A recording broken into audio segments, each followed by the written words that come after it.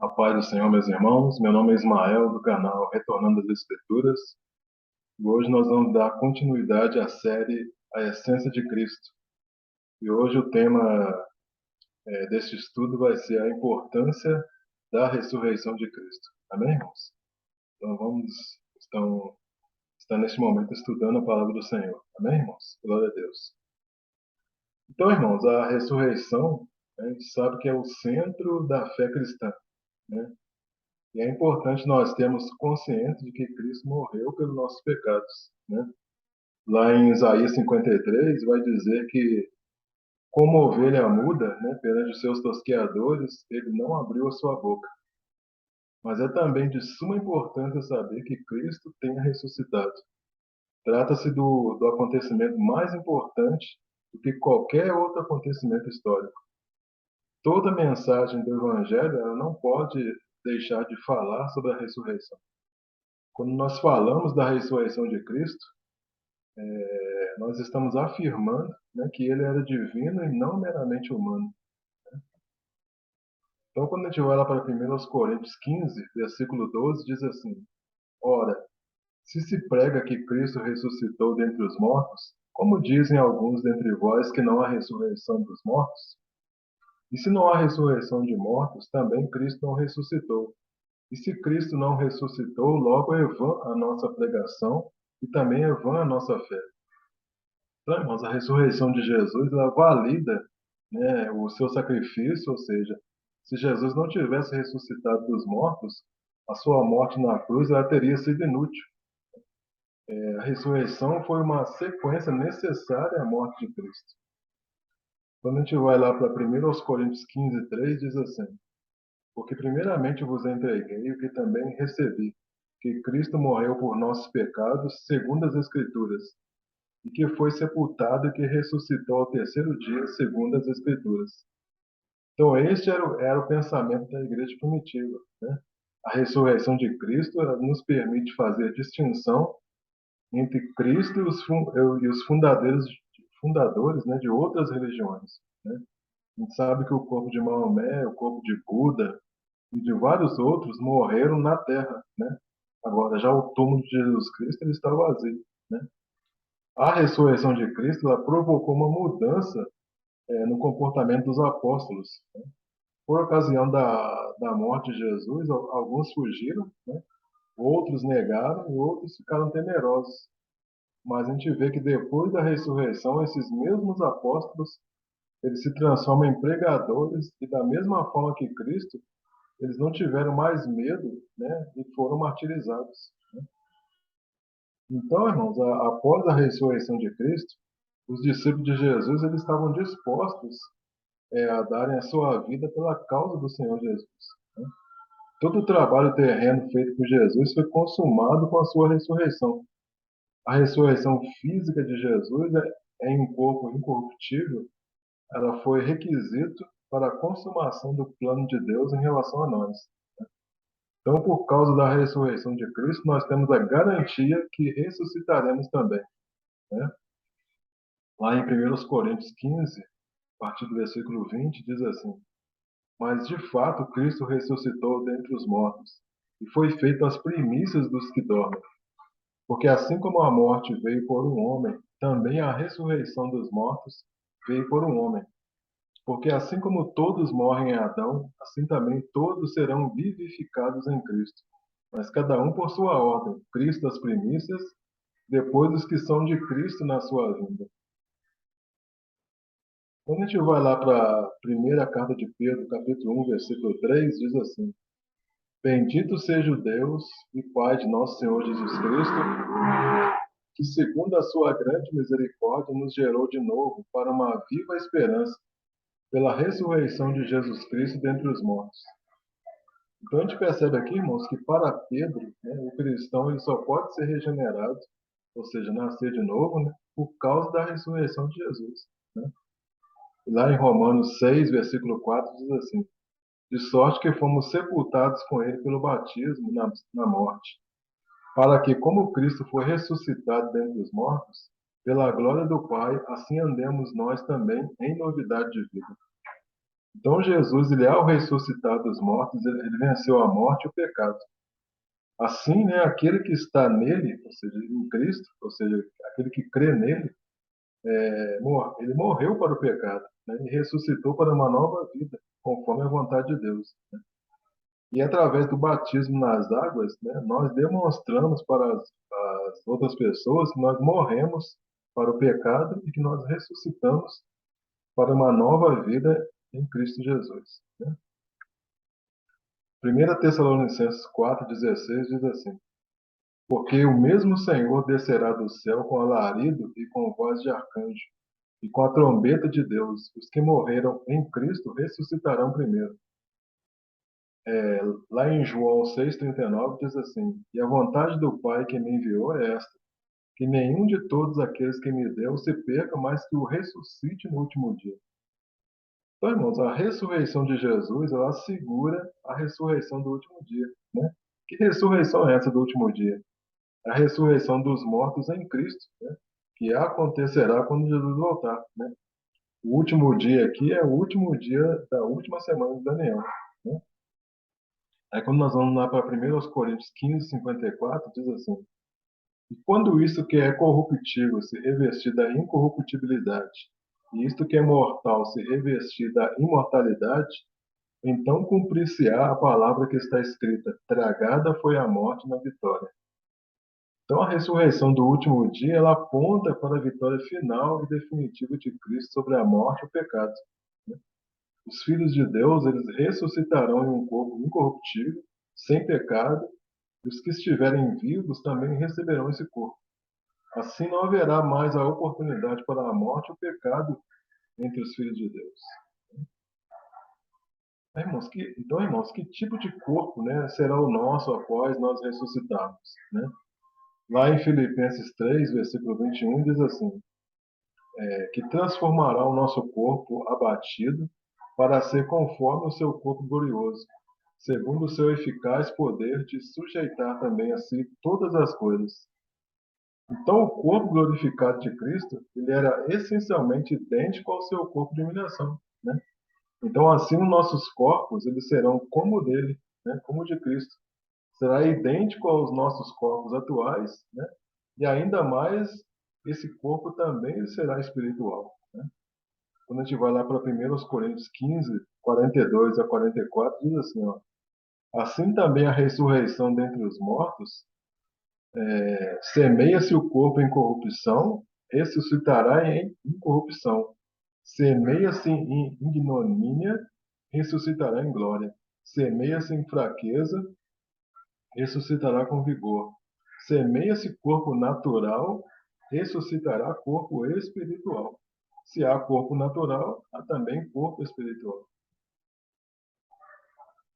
Agora em João 5, né, 28 e 29, diz assim: Não vos maravilheis disto, porque vem a hora em que todos os que se acham nos túmulos ouvirão a sua voz e sairão. Os que estiverem feito bem para a ressurreição da vida, e os que tiverem feito praticado o mal para a ressurreição do juízo. Então, irmãos, para a gente entender melhor esse versículo aqui, nós temos que ler também Daniel 12, versículo 2. Né? Daniel 12, 2 diz assim: E muitos dos que dormem no pó da terra ressuscitarão, uns para a vida eterna e outros para a vergonha e desprezo eterno. Então, o todos aqui do verso 28 de João, né, são todos que vão estar na primeira e na segunda ressurreição, né? Então, esse todos aqui de João 5:28 são todas aquelas pessoas que estarão tanto na primeira como na segunda ressurreição. Agora, os muitos aqui de Daniel é o que? Uns para a vida eterna e outros para a vergonha eterna. Aí, quando a gente pega o versículo 29 de João capítulo 5, né? Então, lá diz assim: os que tiverem feito bem, né? Os que estiverem feito bem são os muitos de Daniel 12, 12, 2, ou seja, são aqueles que ressuscitarão, né? É a ressurreição da vida, né? É a ressurreição dos santos na volta de Cristo, né? Portanto, a ressurreição antes do reino milenar. Mas os que tiverem praticado o mal, que também são os muitos de Daniel 12. Só que nesse caso é a ressurreição para o trono branco após o milênio. Então você consegue perceber que muitos mais muitos é igual a todos de João 5:28, né? Então, muitos mais muitos de Daniel 12:2 equivale que é o todos de João 5, versículo 28. Amém, irmãos? Aí quando a gente vai lá para João, agora para João 6:39, diz assim: E a vontade de quem me enviou é esta, que nenhum se perca de todos os que me deu.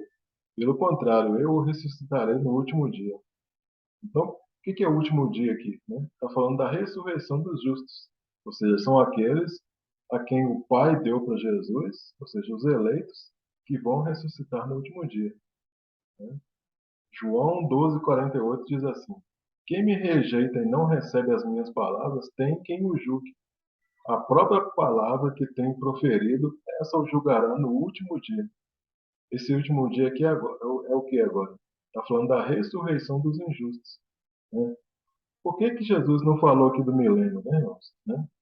Por quê? Porque os apóstolos, certamente eles não iriam entender, né? Porque a gente vê nos evangelhos, né, que as coisas mais corriqueiras que Jesus falava para os discípulos tinham dificuldade de entender. Que dirá se Jesus tivesse falado naquele momento ali a respeito do reino milenar, né? Agora, irmãos, vamos ver um assunto agora interessante, né? A gente sabe que algumas pessoas elas não aceitam, né, ou não creem que Jesus ressuscitou, né?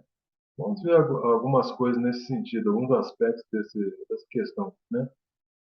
Primeiro, né, algumas pessoas elas vão dizer que Jesus não morreu na cruz, né? Que Jesus foi retirado da cruz antes, ainda com vida, né? Algumas pessoas falam isso.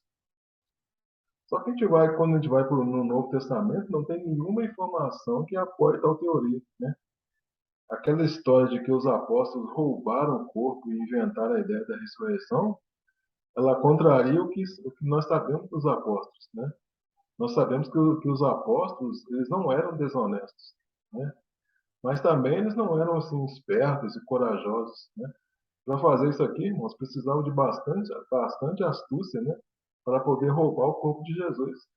Até porque tudo era vigiado, né, pela guarda romana. Aí, no segundo aspecto, né, alguns dizem que o Cristo ressurreto ele foi um fantasma, né? Foi o que algumas pessoas pensaram, inclusive os apóstolos, né? Lá em Lucas 24:36 diz assim, ó, e falando eles destas coisas, o mesmo Jesus se apresentou no meio deles e disse-lhes, Paz seja convosco. E eles, espantados e atemorizados, pensavam que vinham algum espírito.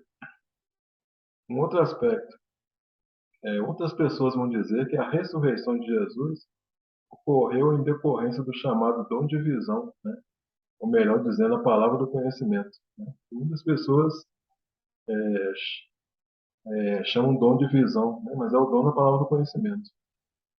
E outras pessoas mencionam que a crucificação ela impactou tanto a vida dos discípulos que causou neles alucinações, né? E não foi em decorrência de visão, né? A gente sabe que não foi em decorrência de visão e nem de alucinação, ao contrário, né? O corpo ressurreto de Jesus, ele foi visto fisicamente por muitas pessoas, né? Inclusive os discípulos, né, tocaram nele, né? Jesus ressurreto, ele se alimentou com os discípulos. As aparições de Jesus após a ressurreição não foi alucinação, não foi um fantasma, né?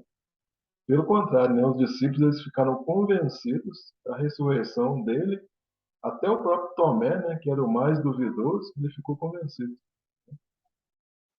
Aí um outro aspecto vai dizer o seguinte, que nós sabemos que as primeiras testemunhas oculares da ressurreição foram mulheres, né? E os evangelhos deixam isso bem registrado, né? Considerando que as mulheres não tinham autoestima, né? E que seu testemunho não tinha valor, nesse caso da ressurreição de Jesus, os discípulos deram crédito ao que elas falaram, né? E um outro aspecto diz o seguinte, né? Algumas pessoas elas pensam que Jesus não ressuscitou, mas que ele teve uma síncope, né? Ou um desmaio, né? que ocorreu pela diminuição do fluxo de sangue no cérebro. A gente sabe que o fato dos soldados romanos não terem quebrado as pernas de Jesus significa que eles tinham certeza, né, de que ele estava morto, né? Os soldados romanos eles eram peritos, né, naquele tipo de morte. E caso houvesse alguma falha, algum erro dos soldados, certamente o soldado ele pagaria com a sua própria vida, né? Então, irmãos, o apóstolo João, né, como testemunho ocular, ele viu o sangue, né, e a água que saíram do lado de Jesus. E isso mostra o quê? Que os pulmões de Jesus eles pararam de funcionar, né? Porque na realidade, né, Jesus ele morreu por asfixia, né? Agora eu pergunto, né, será que se Jesus tivesse desmaiado, ele teria forças suficientes para remover uma grande pedra, né, que foi colocada na entrada do túmulo, né? Antes da sua morte, né, a gente sabe que Jesus foi açoitado, né, crucificado, perfurado na cruz, né? Aí depois de tudo isso, né, se ele tivesse tido apenas um desmaio, né, Jesus estaria bem debilitado, né? Sendo que ele ficou 3 dias e 3 noites num túmulo sem comida, água, remédio, né? Como é que ele poderia despertar, tirar a pedra, aquela pedra enorme, e livrar-se dos guardas, né? Então não tem como, né, irmãos? Então é importante a gente salientar que nem os judeus e nem os romanos eles tinham interesse da pedra ser removida. Então essa teoria do desmaio de Jesus ela não faz nenhum sentido, né? É mais vamos dizer assim, uma teoria da conspiração, né? Uma vez que realmente Jesus Cristo ressuscitou, né? Lá em Atos 17:18 diz assim: E alguns dos filósofos epicureus e estoicos contendiam com eles, e uns diziam: Que quer dizer este paroleiro? E outros: Parece que é pregador de deuses estranhos, porque lhes anunciava Jesus e a ressurreição. E tomando, levaram ao Areópago, né, dizendo: Poderemos nós saber que nova doutrina é essa de que falas? Então, para os gregos, né, o que Paulo estava pregando sobre a ressurreição era um ensino novo, né, algo que eles não conheciam. E certamente algo que eles também eram contra, né? E é por isso que eles diziam que as ideias de Paulo eram estranhas, né? Porque não satisfaziam os gregos que nunca creram em ressurreição da carne, né? E esse foi o motivo da discórdia, né, entre Paulo e os gregos. Então a ideia de ressurreição da carne era um escândalo para eles. Aí quando a gente vai lá para Atos 17, versículo 32, diz assim: E como ouviram falar da ressurreição dos mortos, uns escarneciam e outros diziam: Acerca disso te ouviremos outra vez. E assim Paulo saiu no meio deles. Então os gregos, né, eles zombaram de Paulo, né, porque eles sempre rejeitaram a ressurreição da carne e achavam loucura, né, eles achavam impossível, né, alguém ressuscitar, né, impossível aquilo acontecer. Atos 23, a partir do versículo 6, diz assim: E Paulo, sabendo que uma parte era de saduceus e outra de fariseus, clamou no conselho: Homens, irmãos, eu sou fariseu, filho de fariseu, no tocante à esperança e ressurreição dos mortos, sou julgado. E havendo dito isto, houve dissensão entre os fariseus e os saduceus, e a multidão se dividiu. Porque os saduceus dizem que não há ressurreição, nem anjo, nem espírito. Mas os fariseus reconhecem uma e outra coisa. E originou-se um grande clamor, e levantando-se os escribas da parte dos fariseus, contendiam, dizendo: Nenhum mal achamos neste homem. E se algum espírito ou anjo lhe falou, não lutemos contra Deus. E havendo grande dissensão, o tribuno, temendo que Paulo fosse despedaçado por eles, mandou descer a soldadesca para que o tirassem no meio deles e o levassem para a fortaleza. Então a gente vê aqui, irmãos, que Paulo, né, ele aproveitou essa oportunidade para poder falar da ressurreição, né? Paulo ele era fariseu, né? Os fariseus criam na ressurreição da carne. Na verdade, né, esse era um dos pontos principais que dividiam fariseus de saduceus, né? Os fariseus eles criam na ressurreição física, né? Os saduceus não, né? E a assembleia onde Paulo estava sendo julgado estava repleta de fariseus e saduceus, isto é, de pessoas que criam na ressurreição e de pessoas que negavam a ressurreição física. Então, irmãos, é importante a gente associar também a ressurreição de Cristo com as festas de Deus, né? O estudo das festas de Deus, irmãos, ela é muito importante porque ela tem a aplicação em toda a Escritura. Quando nós estudamos as festas de Deus, nós compreendemos melhor algumas passagens, tanto do Antigo quanto do Novo Testamento, né? Então, quando a gente vai para a primeira festa, né, que era a Páscoa, né? A Páscoa era comemorada no primeiro mês de Abibe, né, ou Nissan, no dia 14, né? 14 do mês 1. Lá em Levítico 23, 4 a 5 diz assim, ó: São estas as festas fixas do Senhor, as santas convocações, que proclamareis no seu tempo determinado. E no mês primeiro, aos 14 do mês, no crepúsculo da tarde, é a Páscoa do Senhor. Então nós sabemos que Cristo ele foi pregado na cruz às 9 horas, né, da manhã, e na hora do sacrifício da manhã, porque haviam dois sacrifícios, né, o sacrifício da manhã e o sacrifício da tarde. Então Cristo foi pregado na cruz às 9 horas, no horário do sacrifício da manhã, e ele expirou às 15 horas, né, no horário do sacrifício da tarde, né? E Cristo morreu então no dia 14 de Nissan, né? Por isso que a Páscoa ela aponta para a morte de Cristo, né? Então na lei nós temos um cordeiro sendo morto, né, na Páscoa. Quando a gente aplica isso aqui na realidade, nós temos que Cristo foi morto na Páscoa, né? Agora vamos para a festa dos pães asmos, né? A segunda festa, está lá em Levítico 23, a partir do versículo 6, que diz assim: E aos 15 dias deste mês é a festa dos pães asmos do Senhor. 7 dias comereis pães asmos. No primeiro dia tereis santa convocação. Nenhuma obra servil fareis. Mas 7 dias oferecereis oferta queimada ao Senhor. Ao sétimo dia haverá santa convocação. Nenhuma obra servil fareis. Então, a festa dos pães asmos, ela começava no dia seguinte, né? No dia seguinte da Páscoa, no dia 15 de Abibe. Então começava um período de 7 dias, onde o povo deveria comer pão sem fermento e oferecer oferta queimada ao Senhor. Então nós sabemos que Cristo ele morreu sem pecado, né? Tipificado o quê? Pelo pão sem fermento. O povo deveria tirar o fermento das suas casas. Nós sabemos que Cristo tirou o pecado, o nosso pecado, né? E colocou sobre ele. Quando a gente vai lá para 1 Coríntios 5, a partir do 7, diz assim: ó, Lançai fora o velho fermento, para que sejais nova massa, como sois de fato sem fermento. Pois também Cristo, nosso Cordeiro Pascal, foi imolado. Por isso celebremos a festa não com o velho fermento, nem com o fermento da maldade e da malícia, e sim com os asmos da sinceridade e da verdade. Então, irmão, essa festa dos pães asmos, qual o significado para nós? Essa festa significa o quê? Cristo tirando os nossos pecados, né?